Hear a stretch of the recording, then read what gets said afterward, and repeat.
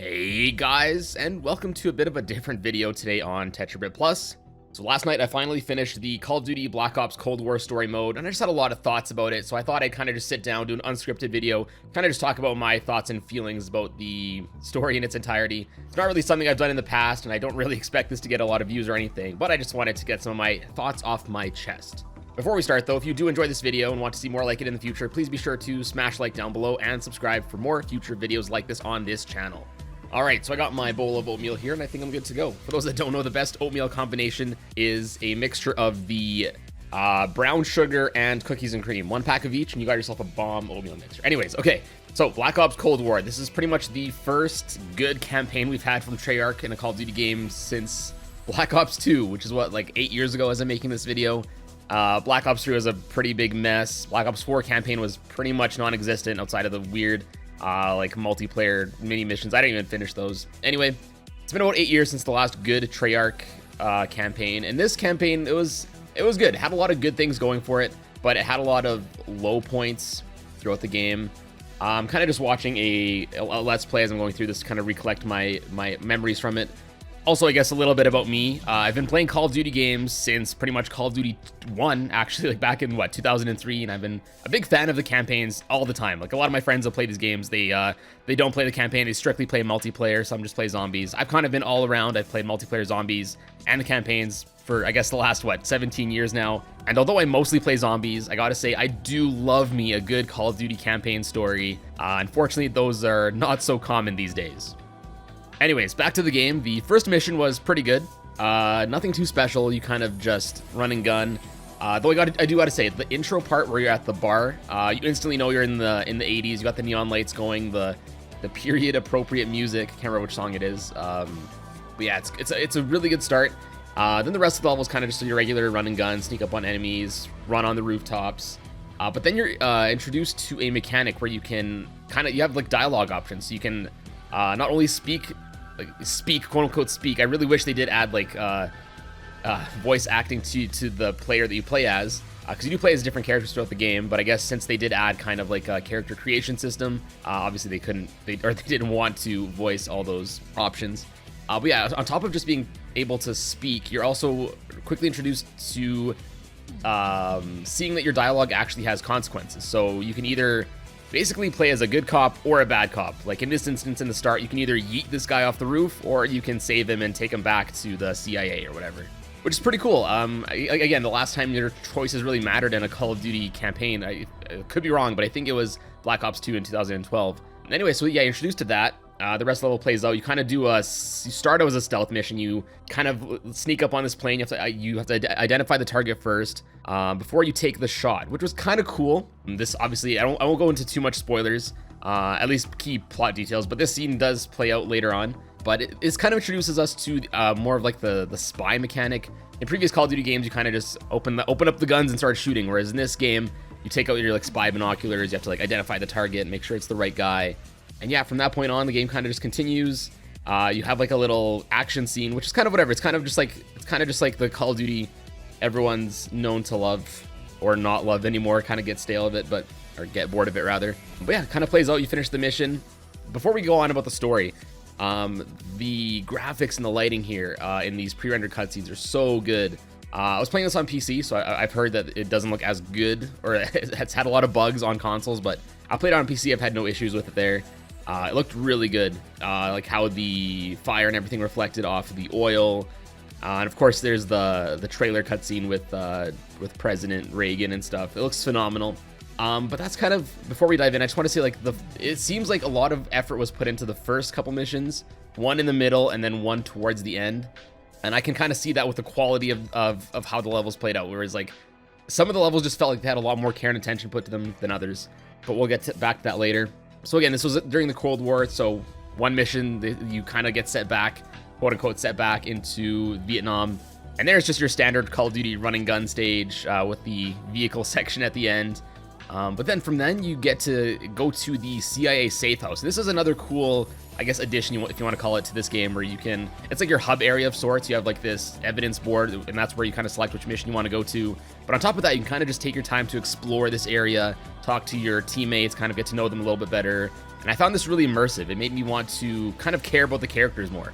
And on top of the other characters, you can kind of explore the different rooms. There's like a red room where they're developing photos. And I didn't visit this room until later, but it's really creepy. There's like this TV that flicks on, and you get close to it, it turns off. And this is actually kind of a, I guess, foreshadowing of what happens later in the game. But just little touches like that, I thought they were really cool. But then the next mission was amazing. So this mission takes you to, I guess you travel into East Berlin from West Berlin via train. And this level is phenomenal. Like the environment just looks so cool. And it's this one definitely has stealth mission, as there's secret police or Stasi and everyone lurking the streets looking for intruders. And you actually get to be right at the Berlin Wall. You can see the stark contrast between East Berlin, how it's all run down, and you see police policing the streets. And then if you look across the wall, you see how vibrant and alive the West Berlin was, which is really cool. And like if you look at the stage, like they must have taken so much time to develop this. It's kind of a shame you don't get to go closer to it and look at it, but just from here you can see like this must have taken a lot of time to put together. And it was really cool. And this again, so this stage brings us into more of like a stealth mechanic that's seldom visited through this game, but it's really cool. Nothing really we haven't seen in other games before, but as far as Call of Duty goes, it's not something that's visited super often. Here we're also introduced to another mechanic where you can do side missions within a mission. So you can, for example, I think there's like a informant that you have to either find or kill. So you find him, he's being detained by a bunch of East Berlin police, I believe. But as you go to free him, you find a document that kind of reveals that he's been doing some shady stuff. And then this gives you the option of bringing it up to him when you do the dialogue options with him. So if you didn't pick up that intel, you can't go down this kind of path. So it's kind of like a butterfly effect mechanic, which I found really cool. Now, I won't be talking about every single stage in this game to avoid spoilers and to pretty much not play the game for you, but it was kind of interesting. One thing I didn't really like about this game is that it was kind of like a tug-of-war match between trying to be its own thing, like its own new reboot, and on the other half, kind of just trying to play off the strings of Black Ops 1, not even Black Ops 2, so a game from 10 years ago. You do revisit one of the stages from Black Ops 1, which was kind of cool, but I kind of almost wanted either one or the other. It's tough, because like I at some points I was like, man, this is really cool, it's like a unique story, but at other points I'm like, I kind of want more, I guess, quote-unquote fan service to the original games. For example, like Woods and Mason are in the game, but I feel like they're such minor characters that they might as well have not been. Like they're kind of there for one or two missions where they're a big deal. Other than that, it's like I almost forgot that Mason was in this game. He seems like a minor character. Like he's like a minor character's minor character. You do, I guess you play as him in one of the stages, but as like, that's the thing, you also swap around with characters so often, aside from the main character. So you're like avatar character you play as the most in this game. But yeah, I just felt like Woods, I guess, like honestly I felt like Hudson had a bigger role in the story than Woods and Mason, which was, it is what it is. I kind of wish they took more, like again, for a direct, this is touted as the direct sequel to Black Ops 1, so I wish they kind of went more with it. Again, like you see one of the antagonists from Black Ops 1, Kravchenko, later in the game, and it's like you kind of see him there, he's kind of like a small part of the story, but they kind of just leave it. Oh yeah, on that note, they also introduced some crossover with the Modern Warfare series, as you get to meet a young Imran Zakhaev. For those that don't know, he is the main antagonist in Call of Duty Modern Warfare COD 4.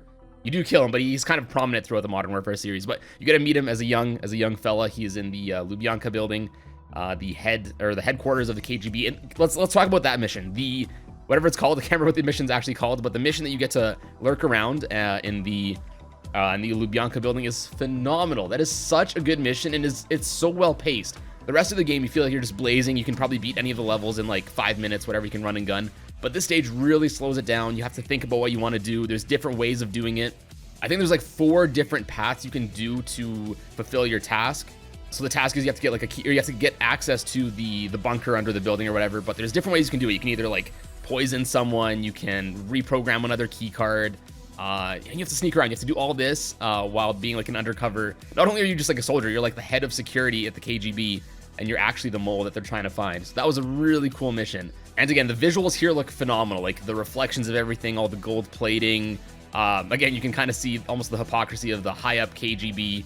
Everything is super high end and ritzy for them. And if you compare this to what we saw earlier in East Berlin, it's kind of a stark contrast. Again, stark contrast, I guess, is a good theme throughout this game.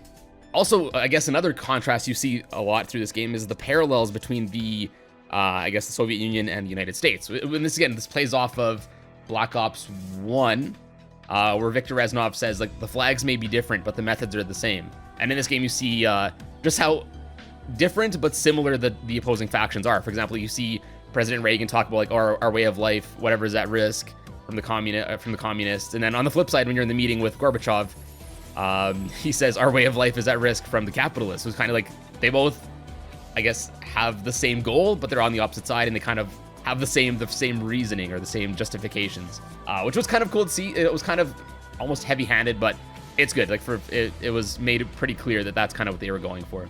But yeah, before I move on to the other stuff, again, I mentioned how there was like touches of a reference to Black Ops 1 as far as continuity goes. In the mission where you revisit the Yamantau Mountains, this is like, you pretty much revisit the same base you visit, I believe, in Black Ops 1. And there's like one part where like you see, I think, yeah, you play as Mace and you see like the numbers pop up, and it's obviously a reference to that game. And I think you see like a picture of Steiner in the base, and it's like, I wish they went more with that. I wish it was more of a sequel than it wasn't. Like, again, it's touted as a direct sequel, but as far as sequel stuff goes, it really doesn't touch on too much stuff from the first game. Like, it takes plot points from the game and kind of redoes it this game, but not direct stuff. Like I guess what I'm trying to say is I really wish the focus was more so on Mason, Woods, Hudson, even Reznov. I remember back in the day there was the whole conspiracy theory that Reznov didn't actually die in that one mission, and they kind of just like, they didn't even include Reznov at all in this game, which is really surprising. Because they did like a little Easter egg in Black Ops 2, which I guess is like the sequel to this game now. But yeah, no mention of Reznov really. So yeah, like I said earlier, it's always kind of like a tug and war between this game trying to be its own brand new thing and trying to kind of be a sequel to the first game. And personally, I just really wish it was more so of the latter. Anyways, that aside, let's talk about some more of the missions. There's one mission where you get to visit like they call it, I think, a fake town USA. So the Soviets have set up like a fake training scenario for like pretty much any town USA, where they have like an arcade, just I guess period relevant stuff. So they have like arcades, record stores, all that fun stuff. And I thought this was a really cool mission, probably one of my favorites in the game. There's a lot, like I said, there's a few really good missions in the game that stand out amongst some other mediocre ones, and this was definitely one of the better ones. Again, the Lubyanka one's fantastic. Not only is there the section in the beginning where you sneak around, but even towards the end, you get to actually assault the underground bunker and escape, which is like phenomenal. But on the flip side, there are also some missions that aren't that spectacular. Like, there's one mission in Cuba where it's kind of just like whatever, like you kind of just go through the building, kind of just like serpentine through it. And I feel like this was made artificially lengthy because like you pretty much go through the building, but you just take like the long route to get to the objective. And it's kind of just like the same thing throughout the level. There's one cool section where there's like a landmine field you have to go through and quickly get through it. But other than that, it was kind of just honestly whatever. Oh yeah, and this game also brought back side missions, which kind of had an appearance in Black Ops 2 again. And this time there's only 2 of them, and so there's like 2 parts to these. There's like the evidence part, so you have to find evidence throughout the other levels. And this, for example, lets you determine who 3 spies are in Europe, for example. You have to mark for, I guess execution or whatever. And if you try to do these side missions without doing the evidence part of it first, the game will straight up warn you that if you do this, you might not get it right or whatever. But this was almost kind of superficial, because I've only done one of the side missions as I'm recording this, and it doesn't matter really who you mark when you, as far as I know, when I went to the level, none of these people appear there. You just kind of hunt down the one target, and this level was in itself kind of like, it felt like an afterthought. Immediately I noticed this was one of the multiplayer levels, albeit a much bigger scale. I quickly realized this was just like, they just reused a multiplayer area for it. And you kind of just search 3 areas, and of course he wasn't in any of them, and then you just have to stop him or kill him, and then you have to escape. So it wasn't kind of anything crazy. It just felt like filler. I'm glad it was there, don't get me wrong. I'd rather it was here than not, but yeah, it kind of felt like just whatever, something they probably just needed to add to the game to fill it.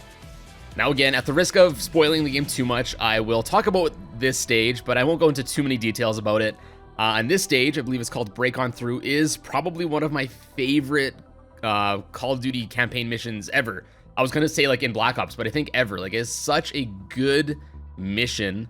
So for context, it's kind of like the reveal in Black Ops 1, like kind of the plot twist. But the difference with this game is that it gives you a lot of options here. So throughout the level, you hear the eerie and mysterious voice of Adler kind of telling you what to do, and kind of, I guess, taking pages from Stanley's Parable, or whatever it's called, you can either choose to listen or choose to disobey. And depending on which decisions you make, the level actually changes. And I thought this was really cool. Again, another instance of where the game gives you options and your choices actually matter to an extent. Of course, I think there are only like 4 different outcomes where you can go, and after a while, I think it starts sealing off areas you've been, so you can't kind of keep being deviant too long. But still, it's really cool. One of them is I kind of will spoil this quickly. One of the paths you can take takes you down a trap hole into a cave, and you actually run into some zombies here. So it was a nice little kind of like Easter egg, I guess, in a way.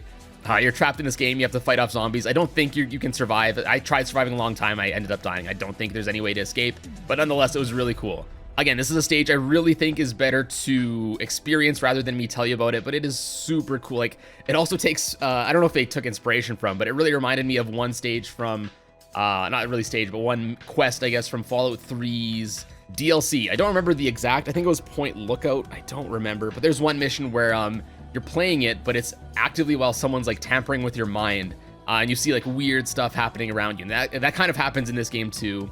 And I guess this game kind of takes cues from several games. There's also like, it took a cue from BioShock's Would You Kindly. I won't spoil that again. Something like that does happen in this game, but it seems like they kind of took a cue from that as well.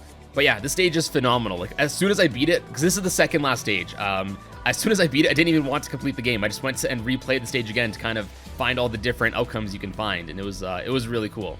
The problem with this is that this is like pretty much the climax of the game, and the denouement, what happens after this, is kind of lackluster. So I don't know if this is spoilers or not, but there are 2 paths you can take, and pretty much everything that happens up to this point doesn't really matter. What really matters, I guess, is what decision you make at the end. And from here, I've only seen 2 endings, but apparently there are 3 endings to the game you can experience. And while the endings, or one of the endings was pretty cool, it was really sad, but it was really cool.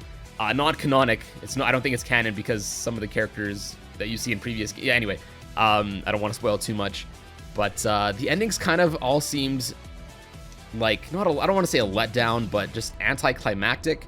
After such a good build up to that climax, it's like, wow, that was awesome. And then I guess if you want to call it the good ending, it's kind of just like, went down. It felt like it was rushed. They just kind of had to put together a ending level, kind of do it as fast as possible. I don't know if you want to blame COVID or whatever, but it was kind of just, yeah, lackluster. Kind of just felt like, oh, all this good stuff happened, and now it kind of just ends softly. And that's the thing. I felt like the last mission, honestly, might have not even needed to be there. Like, it could have just been a cutscene, and I would have probably still went away with the same feeling, as at least the one ending that I played through first. And the second ending was really short, like really, really short. So both of them, I kind of felt like they were just rushed. So yeah, like I said earlier, it was kind of like there's some pillars of this campaign that are really solid, but some of the other stages kind of just aren't as good. And the ending, unfortunately, was one of them. But those pillars that do hold up this game, I think absolutely make this worth playing through. Like, honestly, if you just had to play the sneaking around missions in East Berlin, and the Lubyanka building, and the plot twist, and the first level, I guess, it's kind of cool. But even if you just play those 4 levels, I think it's worth it for the campaign.